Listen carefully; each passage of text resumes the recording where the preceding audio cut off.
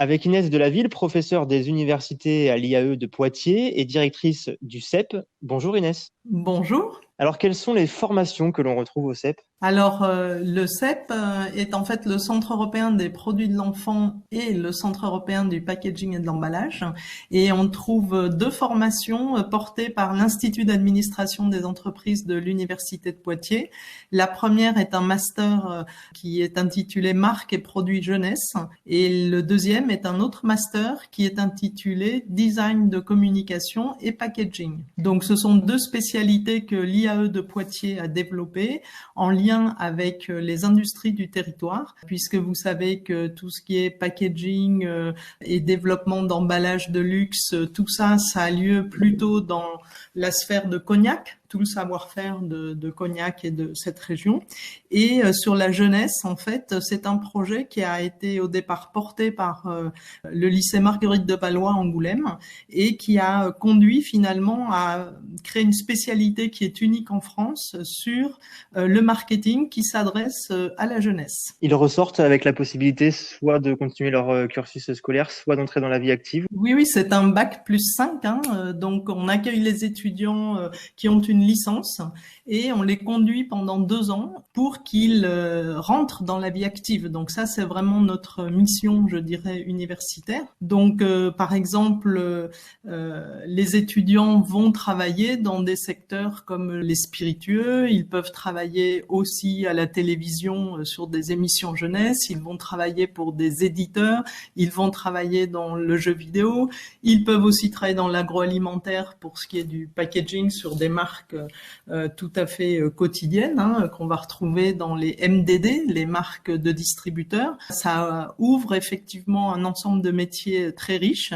et nos étudiants trouvent facilement du travail puisque 50% des étudiants le jour de la soutenance de leur Master 2, Bac plus 5, restent en entreprise sur les projets pour lesquels ils ont décroché un stage de longue durée de 6 mois.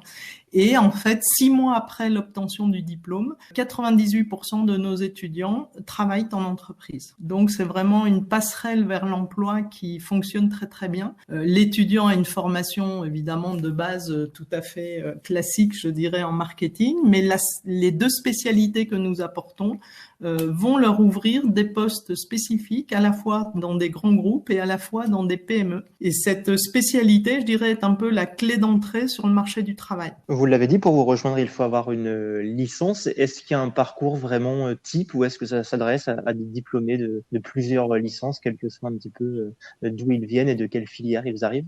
Alors, c'est une question très intéressante en ce qui nous concerne, puisque notre Master 1, l'année pendant laquelle on accueille les étudiants et on les prépare finalement à la spécialité qu'ils vont choisir en Master 2 est très particulière. Nous avons 60% d'étudiants en Master 1 qui n'ont jamais fait en licence de sciences de gestion. Et donc, c'est un Master 1 qui va permettre à des diplômés de licence en psychologie, en sociologie, en matériaux du packaging, par exemple, mais aussi en droit privé, droit fondamental, voilà, dans plein de domaines des sciences humaines et qui n'auront jamais fait de gestion au cours de leur licence, en fait, on va les accueillir à partir du moment où ils recherchent une orientation ou une réorientation. Ils ne sont pas forcément intéressés pour faire un master dans leur spécialité de départ. Et donc, nous, on va choisir des étudiants pour lesquels il nous semble possible, à travers le projet qu'ils vont nous présenter, de valoriser aussi leur parcours de licence. Quel est le rythme que suivent les étudiants durant ce cursus? Est-ce qu'il y a des stages? Est-ce que c'est de l'alternance? Alors bien sûr, au cours du Master 1, on remet à niveau tous les étudiants qui viennent de filières très différentes. 40% viennent de filières de sciences de gestion, mais 60% d'autres types de licences.